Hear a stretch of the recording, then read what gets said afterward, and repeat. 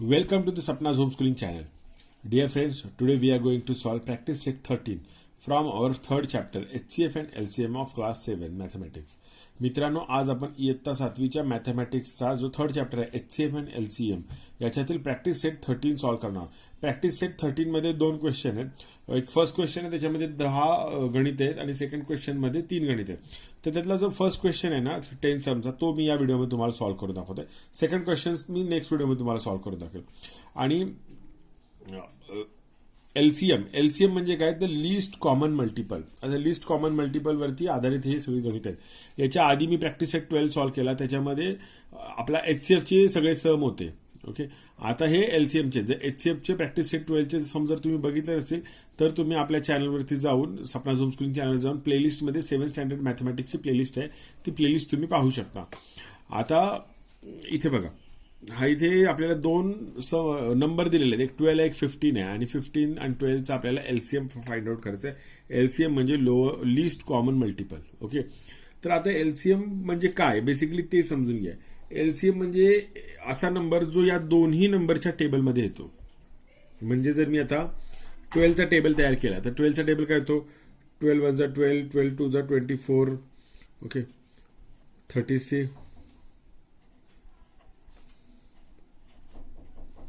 Okay, आता आपण 15चा table तयार करू. मग 15चा टेबल काय होतो,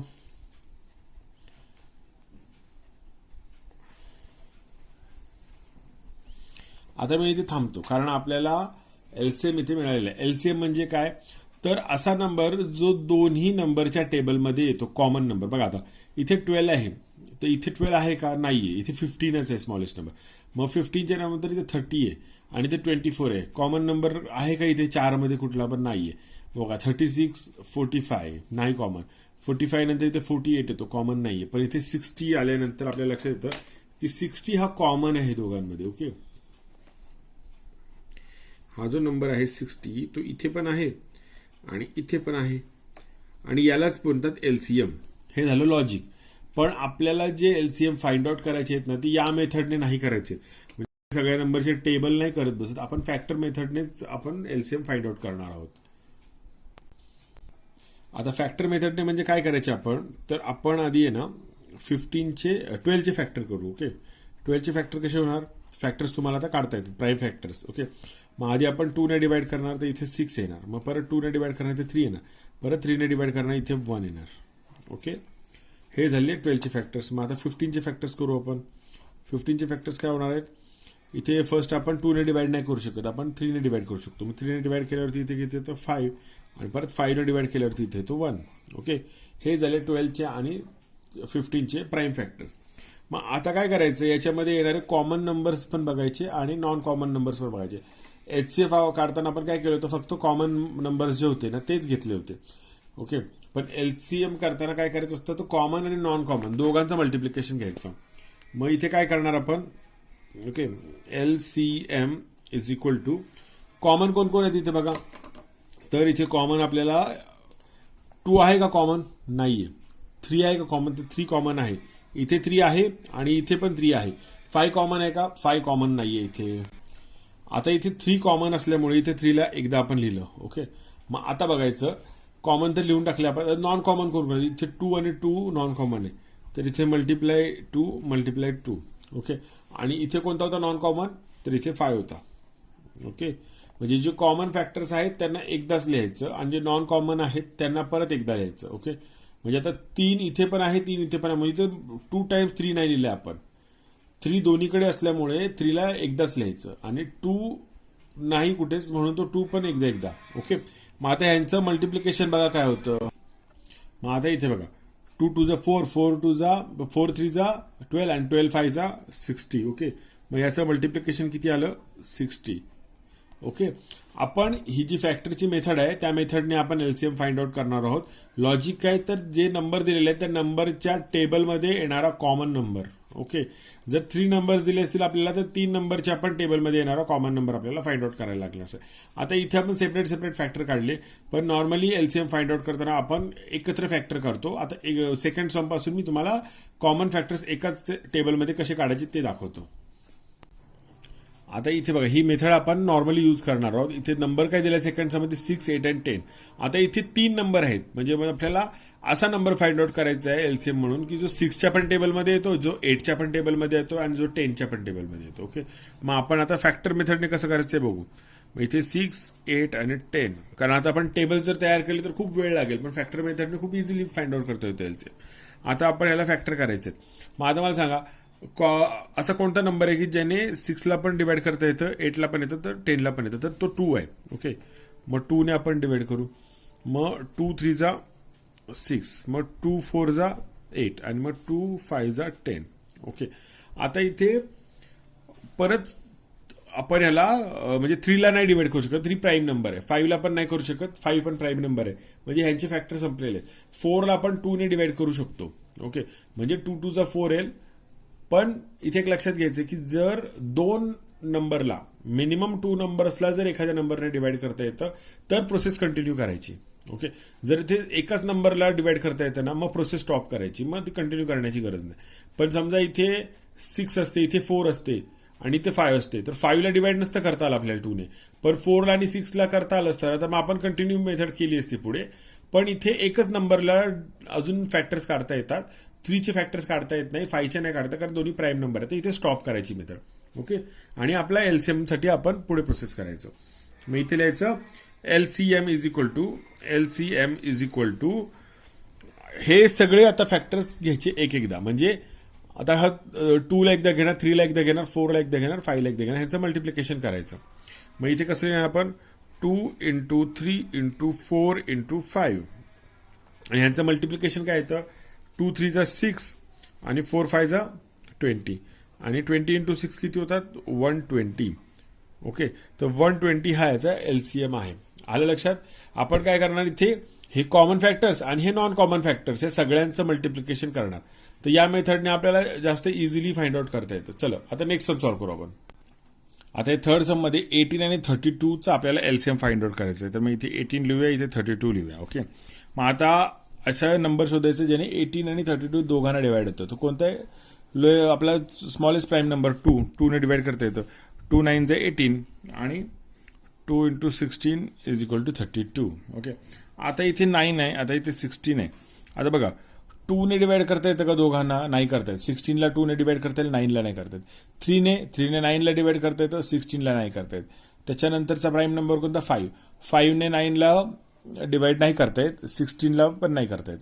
मग 5च्या नंतर कोणता आहे 7 ने नाही करता येत दोघांना पण. 7च्या नंतर 11. आता 11ला तर नाहीच करता येणार, कारण 11 तर ह्याच्यापेक्षा छोटा पण 9 पेक्षा मोठा नंबर आहे. याचा अर्थ सगळे प्राईम नंबर संपलेले आहेत आणि आता 9ला आणि 16ला डिवाइड करणारा कोणताही कॉमन प्राईम नंबर नाहीये. ओके, मग आता आपण एलसीएम फाइंड आउट करू. मग एलसीएम इज इक्वल टू जे कॉमन आलं आपलं कॉमन फॅक्टर जे आले ते आहेत 2 आणि नॉन कॉमन कोणते 9 आणि 16. ओके, यांचं सगळ्यांचं मल्टिप्लिकेशन. मग आता किती येणार 9 × 2 18 आणि 18 × 16 किती होतात 18 × 16 होतात 288. म्हणजे या दोघांचा 18चा आणि 32चा जो एलसीएम आहे 288 आहे. ओके, म्हणजेच 18च्या टेबलमध्ये पण 288 येतो आणि 32च्या टेबलमध्ये पण 288 हा नंबर येतो. चलो आता फोर्थ क्वेश्चन. आता फोर्थ क्वेश्चन मध्ये सम काय नंबर काय दिलेले आहेत 10 15 आणि 20. मग आपण 10चे आणि 15चे आणि 20चे आपण कॉमन फॅक्टर्स फाइंड आउट करूयात. ओके, मग कसं करायचं. आता फर्स्ट नंबर आपण बघायचं स्मॉलेस्ट प्राईम नंबर कोणता आपला 2 आहे. तर 2 ने 10ला डिवाइड करता येतं, 2 ने 15ला नाही डिवाइड करता येत, पण 20ला करता येतं. 2 नंबरला जर आपण डिवाइड करू शकलो ना तर आपण प्रोसेस करू शकतो कंटिन्यू. मग आपण 2 ने डिवाइड करायचं. मग 2 5 जा 10. ओके, याला नाही करता येत, मग हा नंबर आहे तसा पुढे घ्यायचा आणि 2 10 जा 20. ओके, आता आपल्याकडे नंबर कुठला भेटलाय 5 15 आणि 10. मग आता बघा 2 ने 5ला 15ला नाही डिवाइड करता, फक्त 10ला करता येतं, मग 2चा यूज नाही करू शकत आपण. मग 3 ने 15ला करता येतं, पण 10ला आणि 5ला नाही करता येत, म्हणजे फक्त एका नंबरला डिवाइड करतात, 2 नंबरला नाही करता येत. मिनिमम 2 नंबरला डिवाइड करता आलं पाहिजे. मग 3च्या नंतरचा प्राईम नंबर कोणता 5. तर 5 ने 5ला पण डिवाइड करता येतं, 5 1 जा 5. 5 ने 15ला करता येतं, 5 3 जा 15 आणि 5 ने 10ला पण करता येतं, 5 2 जा 10. ओके, आता आपण पुढे नाही जाऊ शकत कारण 1 ह्याला कोणीच डिवाइड करू शकत नाही कोणत्याच प्राईम नंबरने. 3 हा इटसेल्फ प्राईम नंबर आहे आणि 2 इटसेल्फ प्राईम नंबर आहे. आता इथून पुढे ही प्रोसेस करता येणार नाही आपल्याला. ओके, मग आपल्या प्राईम नंबर आपल्या एलसीएम फाइंड आउट करण्याची प्रोसेसला पुढे आपण नेऊया. मग काय करायचं, एलसीएम इज इक्वल टू काय होणार, जे कॉमन फॅक्टर्स आहेत ते घ्यायचे, म्हणजे 2 इंटू 5. ओके, आणि नॉन कॉमन्स कोणते कोणते, 1 3 2. ओके, म्हणजे 1 लिहिला नाही तर चालतो का, 1 ने कोणत्या नंबरला मल्टिप्लाय केलं तर आन्सर तोच नंबर येतो, म्हणून 1 ला नाही लिहायचा, फक्त 3 आणि 2 लिहायचं. ओके, कॉमनला एकदा लिहिलं आणि नॉन कॉमनला एकदा लिहिलं. मग 2 5 जा 10 आणि 3 2 जा 6. आता 6 इंटू 10 किती होतं, 60. आपला आन्सर 60 आलेला आहे. ओके, चलो 5th क्वेश्चन बघूया. आता क्वेश्चन 5.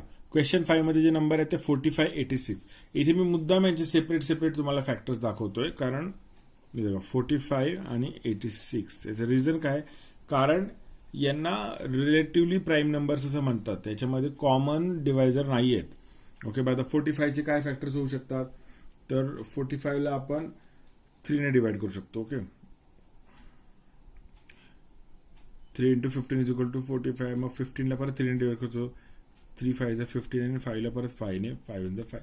आता 86 ला डिवाइड करू, 86 ला आपण 2 ने डिवाइड करू शकतो, 2 इंटू 43 इज इक्वल टू 86. आणि 43 इज अ प्राईम नंबर, तर 43 चा फॅक्टर्स परत 43 इंटू 1. आता इथे तुमच्या एक लक्षात आलं का, इथे कॉमन फॅक्टर्स काहीच नाहीये, त्यामुळे मी याला एकत्र पण नाही केलं, कारण येणारच नाही, फॅक्टर्स काढता येत नाहीत.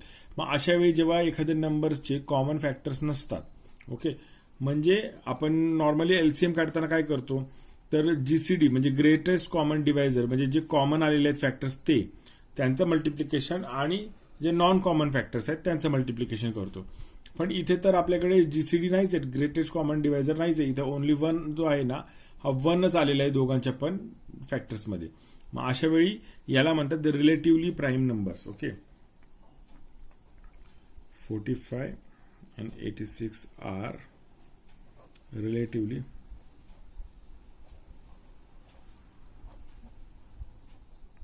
prime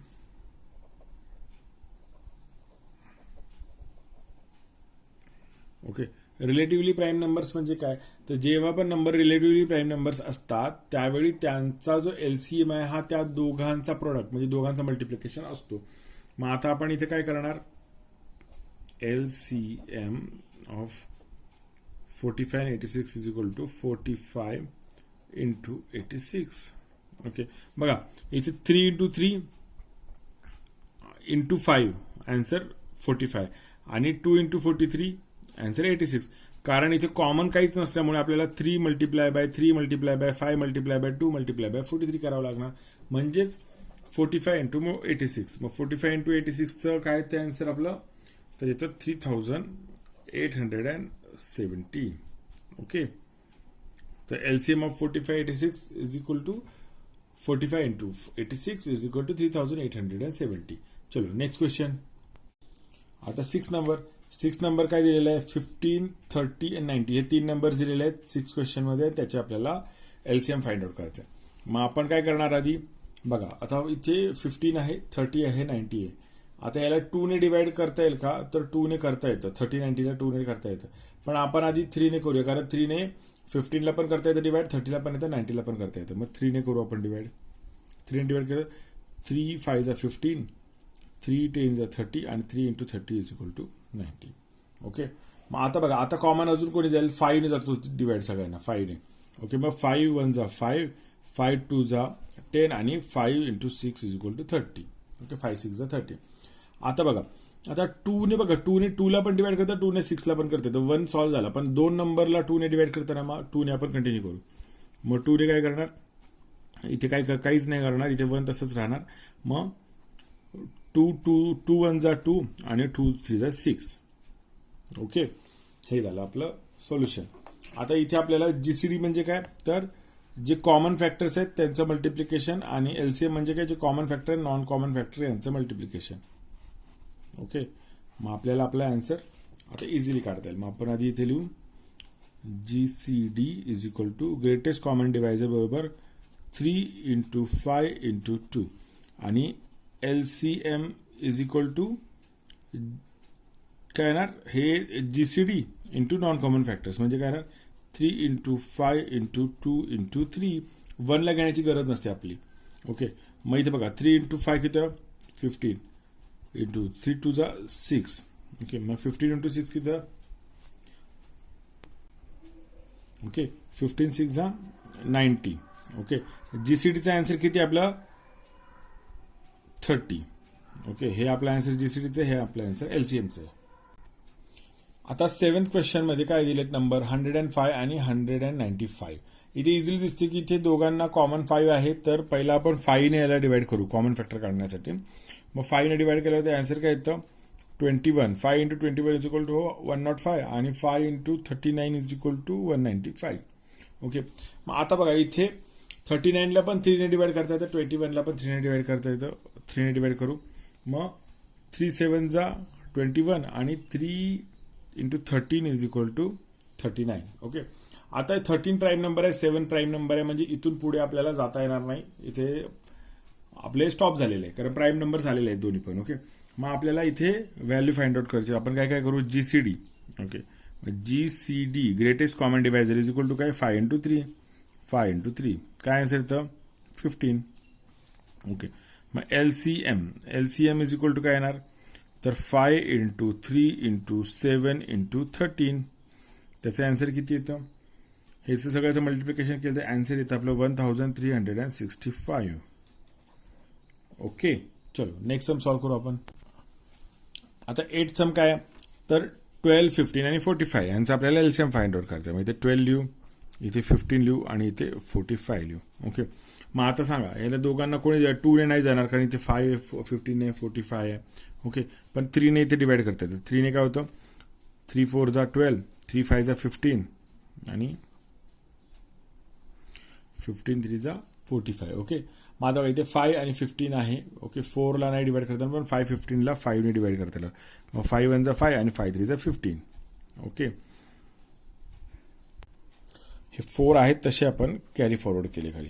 म्हणजे आपल्याला कॉमन फॅक्टर्स काय काय मिळाले. कॉमन फॅक्टर्स आहेत 3 आणि 5 आणि नॉन कॉमन कोणते आहेत तर 4 3. 1 लिहिला काय नाही लिहिला काय फरक पडत नाही. ओके, म्हणजेच आता इथे एक लक्षात घ्या, इथे आपल्याला जीसीडी म्हणजे ग्रेटेस्ट कॉमन डिवायझर किंवा आपला एचसीएफ पण म्हणू शकतो आपण त्याला. Okay, HCF is equal to काय 3 इंटू 5 किती तो 15. ओके, आणि एलसीएम इज इक्वल टू काय आहे तर 3 इंटू 5 इंटू 4 इंटू 3 तो किती येतो होता आपला तर 15 into 12 is equal to 180. Okay, आता 9th क्वेश्चन मध्ये काय नंबर दिले 63 81. मग आपण 63 आणि 81 चे कॉमन फॅक्टर्स फाइंड आउट करू आधी. ओके, मग आपण याला 3 ने डिवाइड करू. 2 ने तर डिवाइड नाही करतात कारण ऑड नंबर आहे, पण 3 ने करता येतं. मग 3 इंटू 21 इज इक्वल टू 63 आणि 3 इंटू 27 इज इक्वल टू 81. मग आता याला परत 21 आणि 27ला 3 ने डिवाइड करता येतं. मग 3 7 जा 21, 3 9 जा 27. आता 7 प्राईम नंबर आहे त्यामुळे इथून पुढे आता याला आपल्याला कॉमन फॅक्टर्स काहीच मिळणार नाहीत. ओके, मग आपण इथे स्टॉप करू याला. ओके, मग आता मला सांगा इथे आपला एचसीएफ काय आहे तर एचसीएफ म्हणजे जीसीडी इज इक्वल टू काय येतो 3 इंटू 3 म्हणजेच 9 येणार. आणि एलसीएम काय येणार एलसीएम इज इक्वल टू काय येणार 3 इंटू 3 इंटू 7 इंटू 9 किती येतो 3 इंटू 3 इंटू 7 इंटू 9 म्हणजे 81 इंटू 567. ओके, आता 10th सम मध्ये नंबर काय काय दिलेत 18 36 आणि 27. मग 18 घ्यायचे 36 इथे घ्यायचे आणि 27 इथे घ्यायचे. ओके, आता याला आपण डिवाइड करू. ओके, कोणत्या नंबरने डिवाइड करता येईल तर 2 ने सगळ्यांना नाही करतात पण 3 ने सगळ्यांना करतात. मग आपण आधी 3 ने करू. ओके, मग 3 6 जा 18, 3 12 जा 36 आणि 3 9 जा 27. ओके, आता परत 3 ने सगळ्यांना करता येतं. ओके, मग 3 2 जा 6, 3 4 जा 12 आणि 3 3 जा 9. ओके, मग आता इथं 2 आणि 4 ला आपण 2 ने करू शकतो, 3 ला नाही 2 ने करू शकतो. मग 2 ने करू. 2 1 जा 2, 2 2 जा 4, 3 आहेत तसे लिहिले इथे. ओके, म्हणजे इथे एचसीएफ काय मिळतो आपल्याला 3 इंटू 3 इंटू 2 आणि एलसीएम काय मिळतो 3 into 3 into 2 into 2 into 3. Okay, मग इथे लिहू आपण HCF is equal to 3 into 3 into 2. Okay, आणि LCM काय लिहिणार आपण 3 into 3 into 2 into 2 into 3. Okay, तर HCF होतो आपला 18 आणि LCM काय होतो आपला 108. आता इथे आपल्याला अजून एक रूल लक्षात घ्यायचा आहे की आपला जे नंबर दिलेले आहेत त्यांचा नंबरचा प्रोडक्ट हा HCF आणि LCMच्या मल्टिप्लिकेशन एवढा असतो. ओके, हे कारण काय माहिती आपलं समजून घ्यायचं, कारण आता इथून पुढे जो क्वेश्चन 2 आहे ना त्याच्यामध्ये जेवढे सम आहेत ना ते सगळे जे 3 सम दिले ते त्या बेसिसवरती आहेत. म्हणजे त्याच्यामध्ये 2 नंबरचा प्रोडक्ट दिलेला आपल्याला, म्हणजे मल्टिप्लिकेशनचा आन्सर दिलेला आहे आणि त्याच्यावरतून आपल्याला HCF किंवा LCM फाइंड आउट करायचं आहे. ओके, चला, पण तो आपण जो आता ते सम जे आहेत क्वेश्चन 2 चे सम आहेत ते मी तुम्हाला नेक्स्ट व्हिडिओमध्ये सॉल्व्ह करून दाखवतो. जर तुम्हाला तो व्हिडिओ पाहायचा असेल तर सपनाज होमस्कूलिंग चॅनलला सबस्क्राईब करून बेल आयकॉन प्रेस करा, म्हणजे मी तो उद्या व्हिडिओ अपलोड करेल त्याचं नोटिफिकेशन तुम्हाला मिळेल आणि तुम्हाला तो व्हिडिओ वेळेमध्ये पाहता येईल. आणि तसेच जर तुम्हाला अजून बाकीचे प्रॅक्टिस सेट जर पाहायचे असतील तर तुम्ही सपनाज होमस्कूलिंग चॅनलवर जाऊन 7th स्टँडर्ड मॅथमॅटिक्सची प्लेलिस्ट आहे ती प्लेलिस्ट तुम्ही पाहू शकता. Thank you very much.